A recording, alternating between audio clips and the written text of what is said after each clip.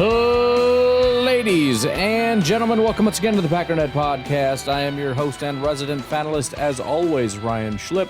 Check us out online, packernet.com. Find me on Twitter, pack_data. Well, we got some news and notes on injury updates, etc., etc. Some good news, some not so good news. But before we get there, let's run through a couple things. First of all, the Devante Adams saga. Not much movement, but a little bit. Couple things that I have heard. First of all, their head coach is certainly not happy about the situation. He will not even address it with the media, doesn't want to talk about it. He's sort of just in the I'm moving on phase of things. Apparently, Cowboys, Jets have checked in. Cowboys is, well, again, kind of a fake report, but somebody had mentioned he thinks the Cowboys are already out. I think that that's probably true, not necessarily because this person is an insider, but because common sense would say so. Steelers have shown preliminary interest. Bills and Baltimore Ravens mentioned as potential fits. I did see, I forget who mentioned it, somebody had mentioned that the Jets are likely to land Devante Adams. I tend to think that that's true. Now, there's still the Saints and some other teams that certainly make sense, but as I was kind of sorting through this whole thought exercise, the Raiders, first of all, I saw there was another report that there was a team, somebody reached out, said, hey, have you inquired into the Devante Adams situation? And the response was essentially, we've already moved on from that. In other words, we checked in, and it's a joke. In other words, the asking price, the contract, all that. And I've already mentioned, first of all, the Raiders are asking too much. I know a lot of people, oh, it's crazy, Devante's worth out. No, he's not. Devante has been declining for a couple of years. He's very much at the end of his career, and on top of that, his contract is massive. Asking for a second and then some is asking too much. So again, somebody called, they checked in, the Raiders are being completely unreasonable, and they're like, this is a joke, and they bounced. And so I thought, well, who's actually, I mean, this may actually take some time. I don't know if it's actually going to get done. We'll see. I still think the Jets are the team that's going to do something stupid, partially just because they're a stupid organization. But beyond that, who's going to be the team that's willing to overpay? It's the Jets. First of all, they're already over-leveraged in win now or never. So you might as well lean all the way into that. If Devante's, let's say he's worth a third-round pick or something, if the Raiders are saying, I will not do it for less than a second, which one team would be the one team to say, you know what, screw it? It's the Jets. It has to be the Jets. That's not to say somebody else won't end up getting the deal done. But Rodgers is going to be up there in the main office. He's not even going to talk to the GM. He's going straight to the owner. Woody, I want Devante. I want a Super Bowl. I want to bring a Super Bowl to you. We're not going to get there right now. With Devante, we will. That's it. That's the whole thing. It's not true on either front, but you have to get this done. If you want to win, you have to get this done. And you can. You have the draft capital. We have the space. And if you don't, find it and do it. I can talk to Devante. We can work on the contract situation, et cetera, et cetera. Now, I don't know. Maybe Devante has no interest in it. I always kind of had a slight hunch that the Devante and Rodgers friendship was slightly overstated. Not that they don't like each other, but I don't know that they're like best buds. You know what I mean? But still, I think at worst it's cordial, and I think they both understand that they're both talented football players and would benefit each other mutually. But does Devante want to go to New York? I don't freaking know. But anyways, that's just a complete cluster, and I'm waiting for the Jets to continue to make bad decisions. Malik Neighbors, rookie wide receiver, tearing up the league, apparently has a concussion, so he's currently not practicing. If he doesn't play, it's almost a guarantee. I don't even care who they're playing. They're going to lose. NFC North news. The news for the Vikings continues to get better. Not only are they obviously one of the top teams right now, they're going up against a banged-up Aaron Rodgers who's already said he's feeling it. He made some kind of a comment about, no, it's just a normal week 4 thing. Bro, what do you mean normal week 4? It's only week 4. What's normal week 17 then? But in addition to that, and obviously long travel times and everything, which I think would benefit Minnesota if I had to guess, the Vikings tight end TJ Hawkinson will return to practice. So it doesn't mean 100% he's going to play, but they've been doing a lot of damage without their top tight end. And, their tight end situation without him is not fantastic. With him, obviously, is significantly better. So Vikings have been doing this with, as far as I can see, both hands tied behind their back. And they're about to get a hand back.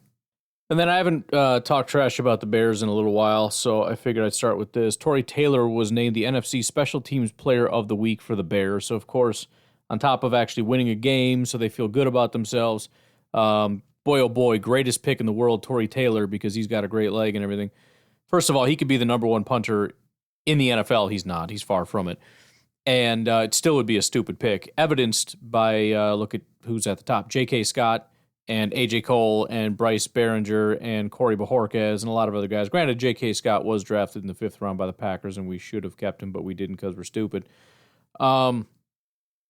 He's not. He's not the top guy. In fact, Torrey Taylor right now, as far as his grade is concerned, he ranks 19th, which is 3rd in the NFC North, with Dan Whelan 5th, and Jack Fox in Detroit 14th. He's praised for, again, punting stats are not great. There's no way that I've found, or anybody that actually tracks punting stats that does a good job. But you got yards per attempt, which of course is not a great stat because usually you're not kicking full power. You're trying to kick the correct distance. But anyways, when you look at yards per attempt, he ranks 20th. He's actually tied with Daniel Whelan. I don't know. You know what's confusing or what sucks about names like that is I always forget which one I started saying, so that when I actually hear it, I hear the announcer say, I'm like, okay, that's how you say it. And then I forget what they say, and I'm like, oh, it's the opposite of what I was saying. I was saying it wrong. And then I don't remember what I was saying. It's like it's Whelan, because I think I was saying Whalen before. Or was I saying Whelan before, so it's Whalen? I don't know. I don't freaking remember. But I know before I was saying it wrong, and now I probably am too. If you look at the net yardage, which I think is actually worse than yards per attempt, because it takes yards per attempt and then factors in the rest of the special teams unit, which is not you, so it's a really stupid stat, but I think it's one of everybody's favorite, aside from inside the 20. Torrey Taylor ranks 21st with 42. His longest punt was 66 yards, which is 11th. And average hang time, he ranks 16th. Daniel Whelan ranks 2nd, 4.79, only behind J.K. Scott. It's like the new dance party around here with all the constant phone going off.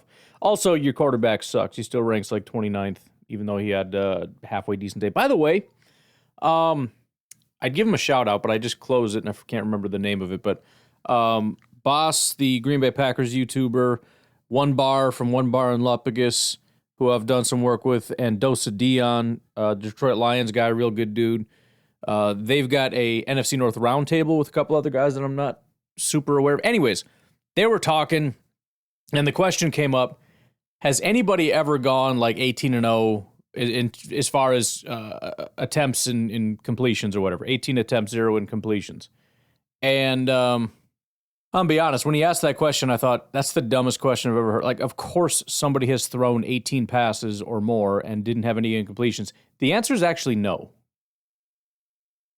I am stunned to find out. If you don't know what I'm talking about, Jared Goff, I think he was 18-0 in his game against Seattle. Very, very good football game. Obviously, 18-0 is incredible.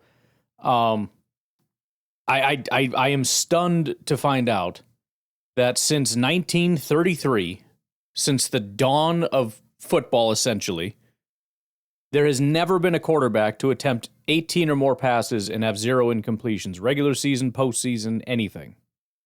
Unless I did something very wrong, and I don't think I did because it's very basic inputs. Jared Goff is the only one. So that's crazy. As far as I think Goff is going to get back into stride.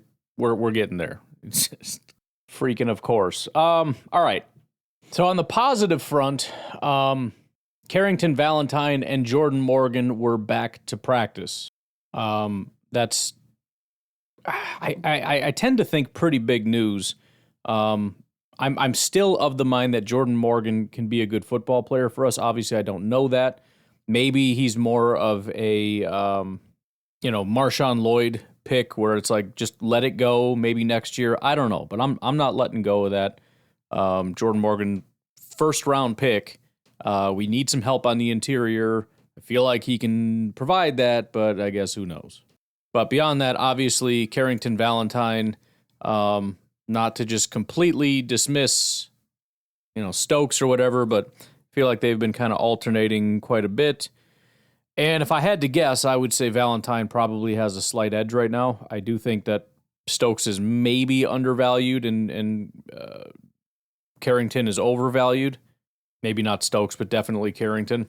But still, I would say that Carrington is probably ahead. And to be honest, if it wasn't for where they were drafted, I think it would be even more apparent, especially to me, because obviously I have a hard time getting over that fact. But it just is what it is. On the negative side, no Christian Watson, no Jair Alexander, no Elton Jenkins, no Luke Musgrave, and no Devonte Wyatt. Now, Wyatt is expected. Matt LaFleur talked to the media. He basically just said we need more information. I would expect, as I've been saying, I would expect IR, but who knows? I don't know. I don't know the full range of what could cause a guy to go into a boot and need crutches and what's the best case scenario. I don't know. We'll just find out when we find out, I guess. But I just feel like at least 4 weeks is a generous thought process, if not possibly the year. I don't know. Jair still being out is obviously disappointing. We're hoping to see him back. Elton Jenkins apparently has a knee injury, so he's down right now. I'm definitely concerned about that. Been happy with Elton Jenkins. I think last week was one of his not super great games, but also apparently he had an injury in that game because I saw some people pulling up clips of where they think he got hurt, and it wasn't after the game. The guy got hurt getting on the plane or something. I don't know why he'd be getting on a plane, but maybe he's going on vacation after the game. I mean, obviously these guys, they get hurt during the game, so that could have been part of the issue. The good news amongst the bad news is that Christian Watson is not going on IR. Now, I don't know if that's actually 100%, but it was said confidently enough where Matt LaFleur said he believes they dodged a real bullet with Christian Watson. He just talked to him. The plan is to not. It's not that the plan is not to put him on. It's that the plan is to not put him on. In other words, it's not like we don't think we're going to. It's we're planning to not put him on IR and just letting him heal. So that's awesome. To hear he's got a high ankle sprain and is not even going to be out for 4 weeks, and the level of confidence is impressive. And it sounds like that was the second time we dodged a bullet, because I really thought Love was down for the year, and I thought Watson was probably down for at least half a year with whatever he was. I mean, it looked like he snapped his knee and his ankle and everything. I wasn't necessarily preparing for the worst, but I thought he's going to be down for a while. Then you see him get carted off, and then you find out it's a high ankle sprain, and it's like, oh, it's a disaster. But sounds like that's not necessarily going to be the case. By the way, shout out to noted fake NFL insider for calling that. I don't know. Maybe if you're a fake insider for long enough, you can actually start to pick up contacts. You know what I mean? I don't know how these things work. Jair quad and groin injuries. Don't know where he's at with that, but that was what he was listed at for the Vikings game. Hopefully he's overcome some of that and is getting closer. But I'm nervous of a team that does not have Elton Jenkins, doesn't have Jair, doesn't have Elton. I think I just said that. Doesn't have Watson.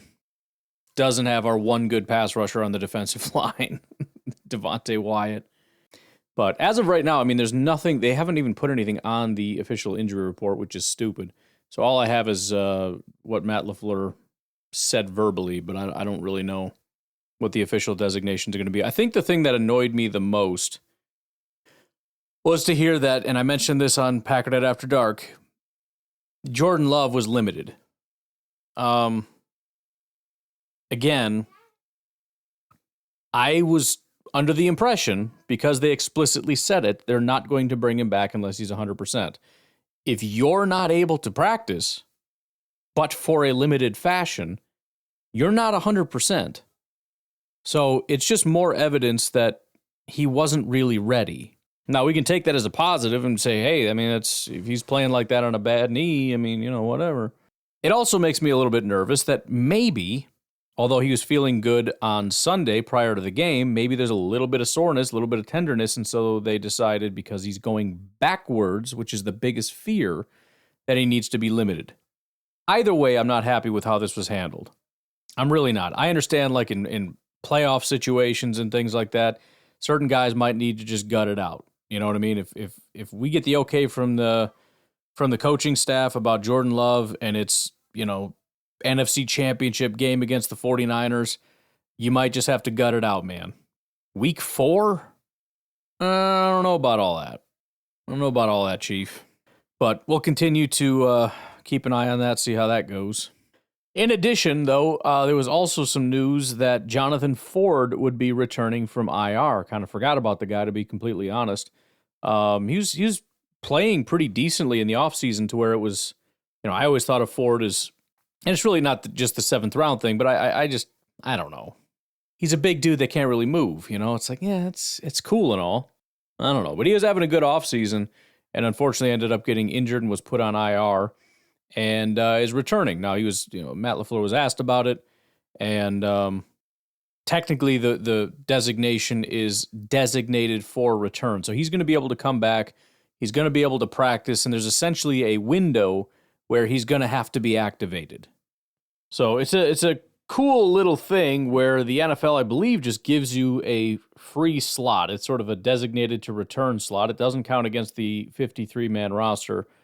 And there's 21 days where they're allowed to practice with the team, and the team can evaluate them. Now, there's sort of only 2 options. That is, either you're not healthy enough to return and you go on IR for the rest of the year, or you get activated to the 53-man roster. Obviously, there is a 3rd and 4th option, which is, he seems pretty healthy, but I don't want him on the 53-man roster, in which case you would have to move them either to the practice squad or cut them, but I don't really think they would cut them. I don't know, but anyways, 21-day window, and I don't believe there's any reason for them to, in other words, it's not like after 4 weeks you have to make a decision with them, meaning most likely they after the 4 weeks designated him to return because he's healthy, right? So otherwise, what is the point? So it'll be interesting to see what happens with Ford. It'll be another piece in the rotation, but at the same time, how much do I think that saves us from the situation we're in? Not very much.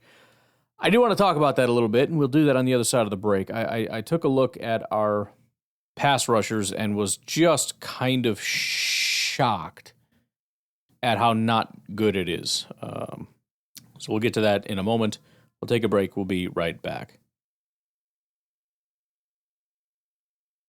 So, obviously we know that, and I've been saying this for a while, that they have the ability to pressure, but not with just the front 4. And that has been a bit of a challenge for this team, being able to generate pressure with just the front 4.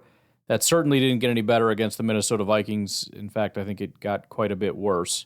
And anytime there are problems, you generally have camps. One camp is, this is a concern, and the other is, stop worrying, everything's going to be fine. I don't know why the second camp exists, other than to tell people who want to look at things seriously that they need to shut up. I don't know. But the bottom line is we do have a problem, and whether or not it gets fixed is not a guarantee, but hopefully it is, and it's worth looking into. I know another thing that happens a lot is people like to explain things away, right? Rashawn's off to a bad start. Well, that's because he's being double-teamed all the time. Now, of course, nobody actually knows that. Nobody's looking into the statistics. Nobody has any idea if that's true or not. They just say it because they figure, probably. I mean, he's the number 1 pass rusher. Why wouldn't they be? Now, my immediate objection to that is, okay, does that apply to everybody else's number 1 pass rusher? You think frickin' Aiden Hutchinson isn't double-teamed? You think Myles Garrett and TJ Watt and Nick Bosa are not also double-teamed? Because they're doing real well right now, despite the extra attention that they're getting. So that's not a good enough excuse. Beyond that, let's actually look at it.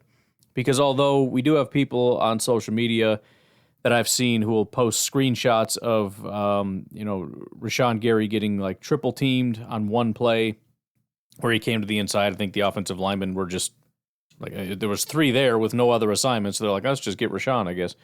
And that was used as sort of a like, oh yeah, and people are worried about his pass rush. Brr, brr, brr. Okay, listen, we can look at it. First of all, let's acknowledge that not everybody can be double teamed at the same time. Let's assume that generally 1, maybe 2 guys might get double attention, meaning somebody should be able to win on this team. Let's look at the edge rushers real quick. Let's start with that.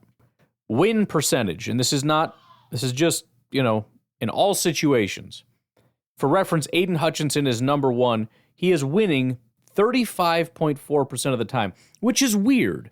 Because I'm seeing a lot of players, by the way, Jared Verse, number 2. Freaking crazy.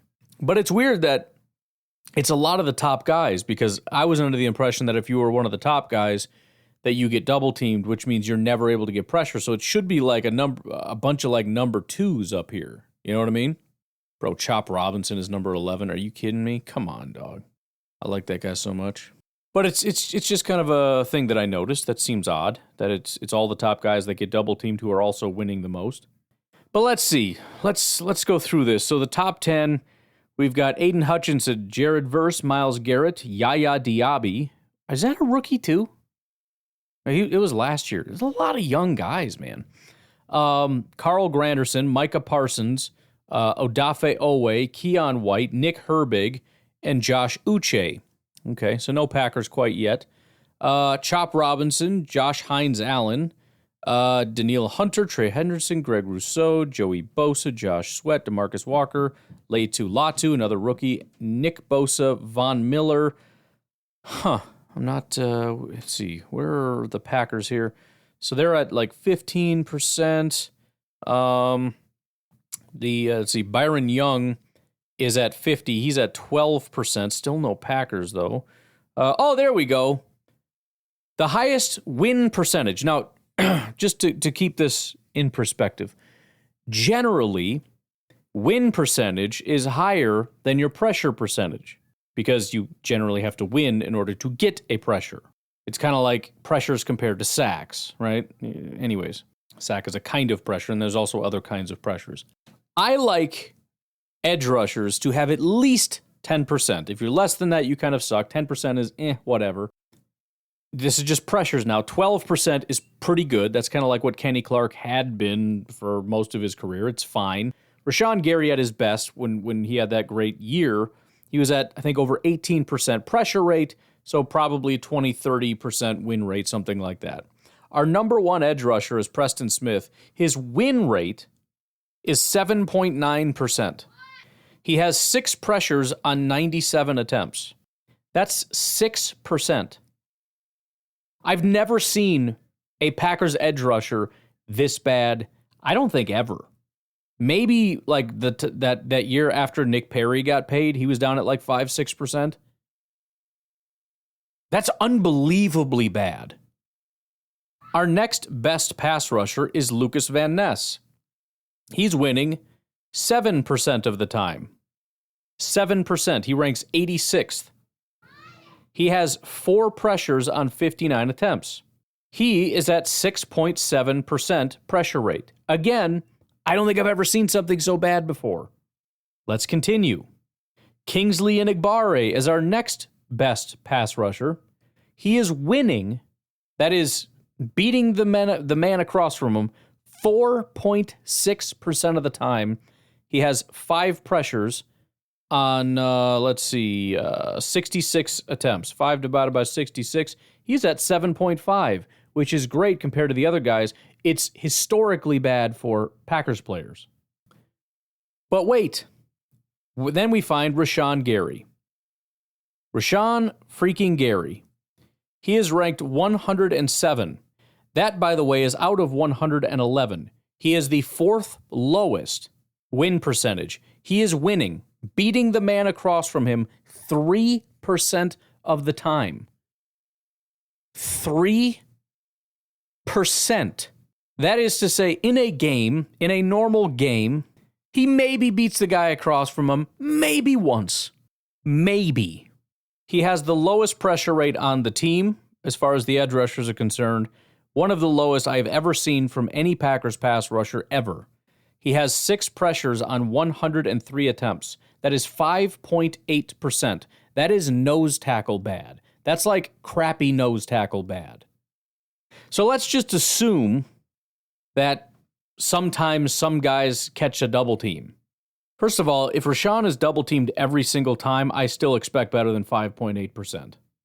But he's not. Second of all, what's the excuse for everyone else? What is wrong with Preston? What is wrong with Lucas Van Ness? What is wrong with Enigbare? Now, by the way, I have no choice but to assume this is a function of the scheme. And that isn't to say that it's okay. I'm not dismissing it because of the scheme. I'm saying something is very broken here. I don't know if these guys need to adjust to being in a 4-3 defense. Maybe these are a bunch of 3-4 guys that can't do it. I don't know. But it certainly doesn't make sense that all 4 just suddenly forgot how to play. So I don't know what the issue is, but that is unbelievably horrible. All right, but let's just, okay, so he's double-teamed every single time, and it's acceptable. Here's the thing, as I've said many times, PFF has a metric called true pass sets. True pass sets erases every single instance that isn't just a normal mano-a-mano. So any double teams, not counted in this. There's also times when quarterbacks roll out. There's also instances where the quarterback gets the ball out quickly. I think anything under like 2.5 seconds or something like that, they don't count it. So it's you have an opportunity, you have a mano-a-mano, and it's just a straight drop back pass. It's nothing weird, nothing crazy. Okay? So every excuse you can possibly conceive, get rid of it. Now, as you would expect, guys are actually a lot better than this. So for example, Aiden Hutchinson, also number 1 in this metric, he had 35.4% win rate as far as like all the time.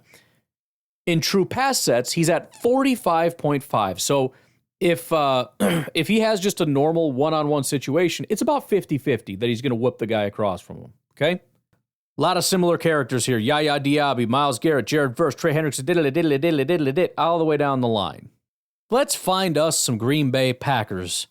So the assumption is they're all being double-teamed all the time, so they should shoot up now, because now we're talking about true pass sets. Now we get to see the genius of the Packers here. Top 10? No. Top 20? No.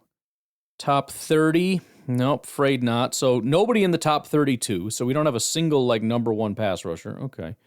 How about in the top 64? Do we have a number 2 pass rusher? The answer? Nope. No, we don't. Here we go. Our top pass rusher is Kingsley Enigbare, who ranks 82nd. When he has a one-on-one opportunity, he has an 8.8% win rate. Now, how his pressure rate is higher than his win rate, I have no freaking idea. But his pressure rate is at 11%. So again, we can call that fine if we want. I suppose you could win, or you could get a pressure or a sack without actually losing if the quarterback's an idiot and kind of drifts that way. I don't know. I have no freaking idea. But let's look on the positive side and pressures. 11%. If this was all the time, 11% is so-so. Not super great in this situation. Preston Smith is next. He ranks 83rd, 8.7%. He, unfortunately, does not have the same good graces. He has 3 pressures on 49 attempts. He's at 6.1%. I think he got worse, if I'm not mistaken. 6.1%. Mano-a-mano. No double teams. No chips from the running back. No little quick screens. None of that crap. Quarterback in the pocket for 2.5 seconds. 1 blocker. 6% pressure rate. Lucas Van Ness ranks 85th. 8.6% win rate. He has 4 pressures on 36 attempts. Let's call it 11%. Okay. Cool, I guess. Where is Rashawn Gary? Oh, look, he did get better. He got better. Instead of being the 4th worst, he's the 1, 2, 3, 4, 5, 6, 7, 8, 9. He's the 10th worst. Yay! He has a 53 PFF grade. He wins, beats the guy across from him. Mano, 4.3%. He has 4 pressures on 49 attempts. That's 8%. 8%. He can't even get to 10% when we're talking true pass sets. By the way, some people do get worse when you go to true pass sets because true pass sets also work in the favor of the offensive line because sometimes you get, stunts and twists and all this crazy stuff by the defense. So sometimes you'll see guys actually drop because they're essentially being assisted by the defensive scheme. At least we can say that's not necessarily Rashawn. He gets better when it's mano-a-mano. But my Lord, this is what we're working with right now, off the edge.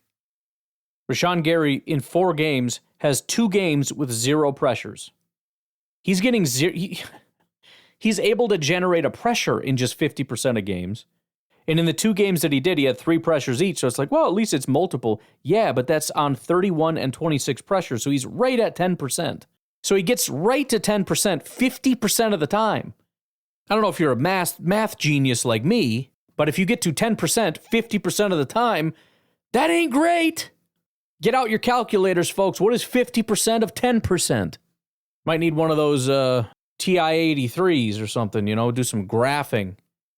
What the hell? And again, talking about scheme, Rashawn Gary, granted it's been going down since 2021, but 90, 83, 74 were his pass rush grades, now 52. Last year he had 66 pressures and 10 sacks on 440 attempts. 66 divided by 440. This is not true pass sets. It's just, in general, that is 15% on the nose. 15%. That's on the high end. Those are the really good pass rushers. And 10 sacks to boot.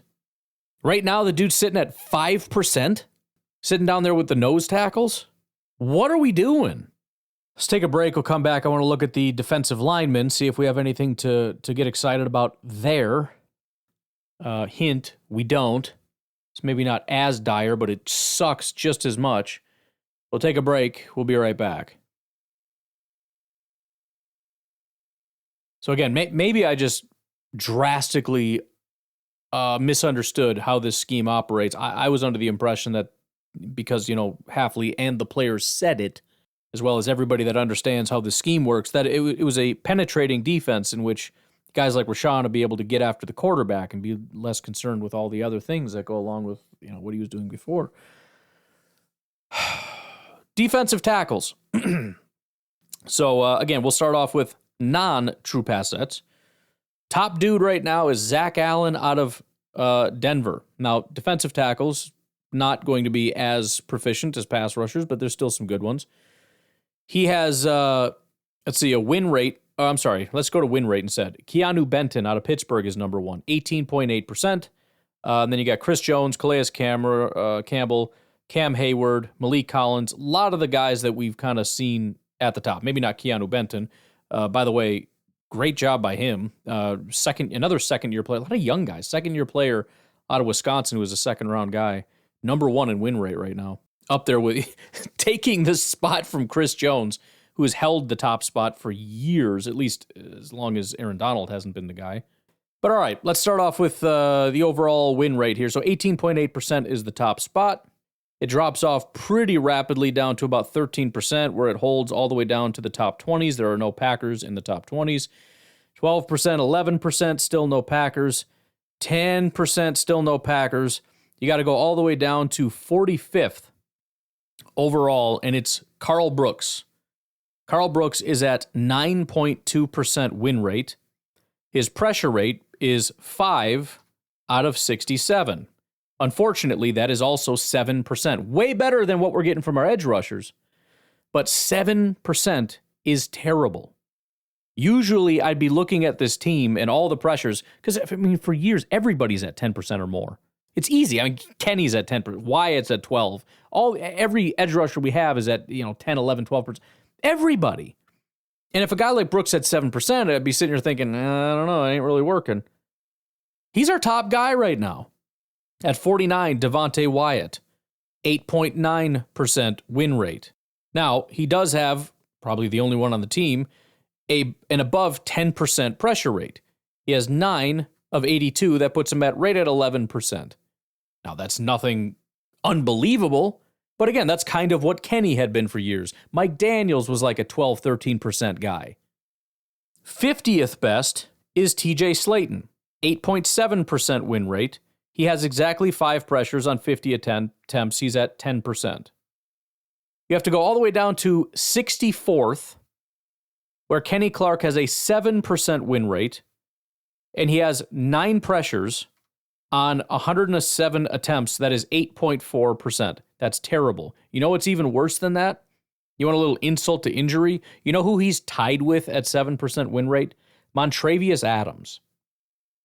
He is tied with Montravius Adams, and he has a lower pass rush grade. Montravius, 64, Kenny Clark, 57. I mean, I guess we can take solace in the fact that we don't have like a top or a bottom 10 or bottom 20 guy.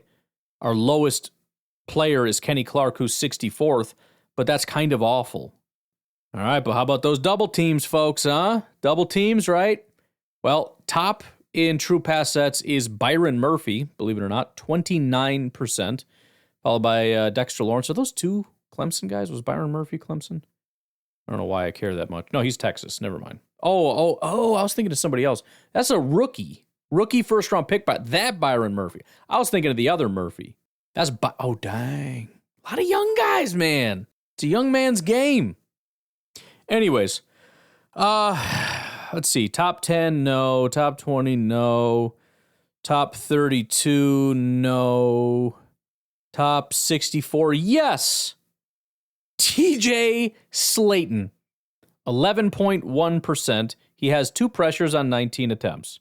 And he has a 55 pass rush grade when in true pass sets. Another, again, the one-on-one thing. 55. He's just at 10%. Devonte Wyatt has a win rate of 9.3%. He has 4 pressures and a sack on 44 attempts. That's less than 10%.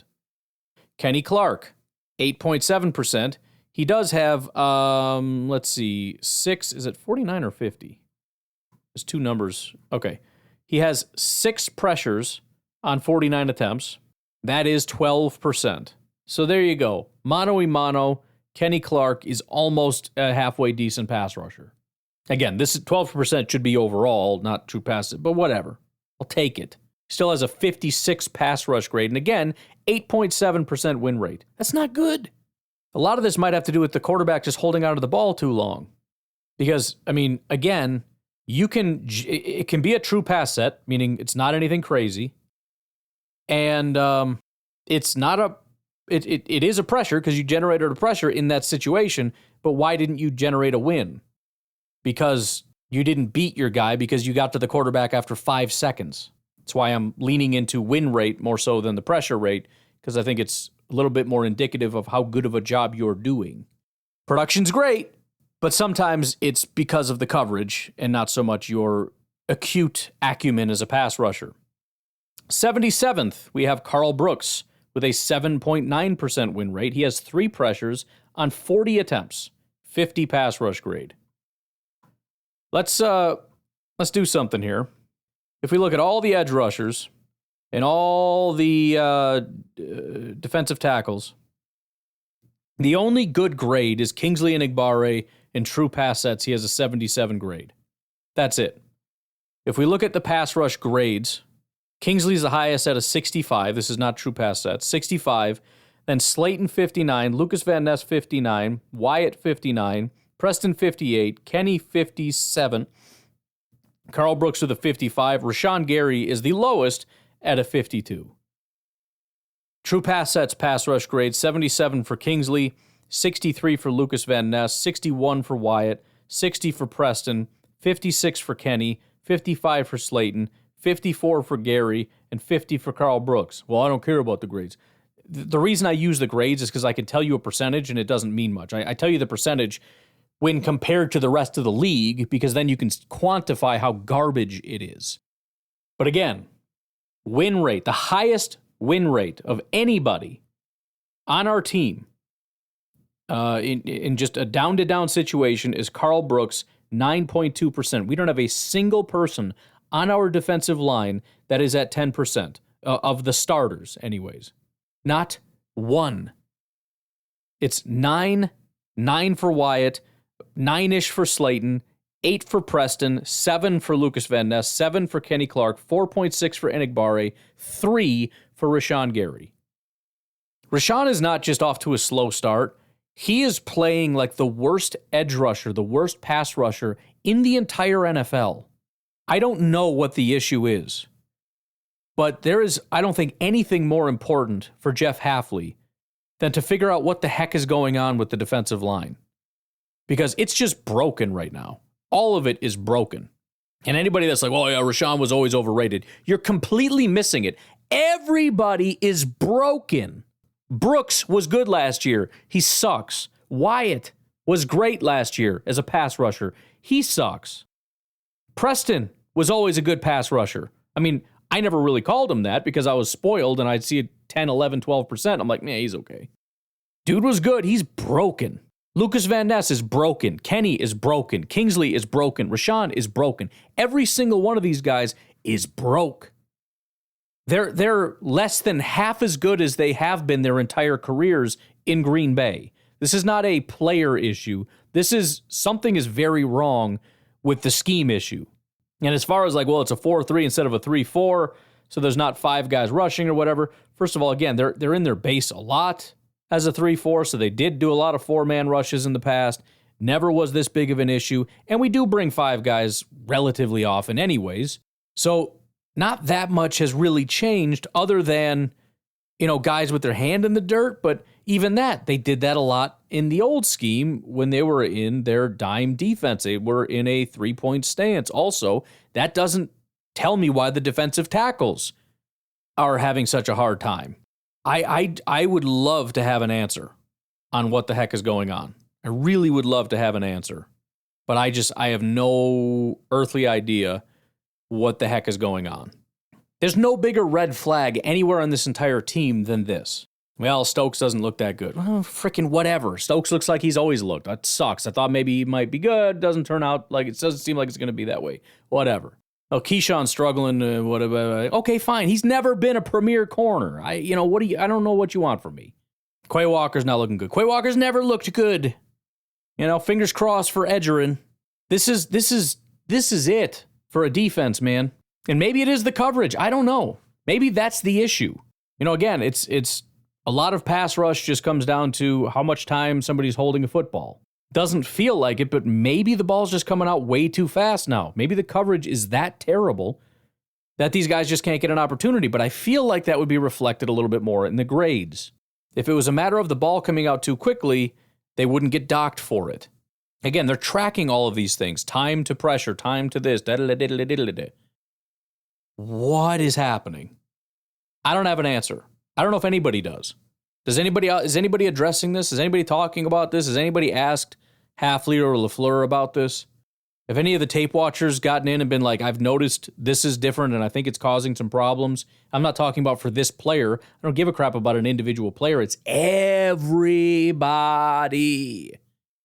Everyone. And again, what happens when the interceptions stop or even in a game? You're in a game where you get one turn or the turnover battle is equal. We turned it over once and we got it back once. So there's no benefit to the turnovers. What does that mean? It means we have a terrible defense. And I don't think it's a big surprise, or it shouldn't have been a surprise, that the one game where we don't have a bunch of sacks and a bunch of turnovers, at least the turnover differential being in our favor, suddenly we're giving up 30-plus points. This needs to be fixed immediately.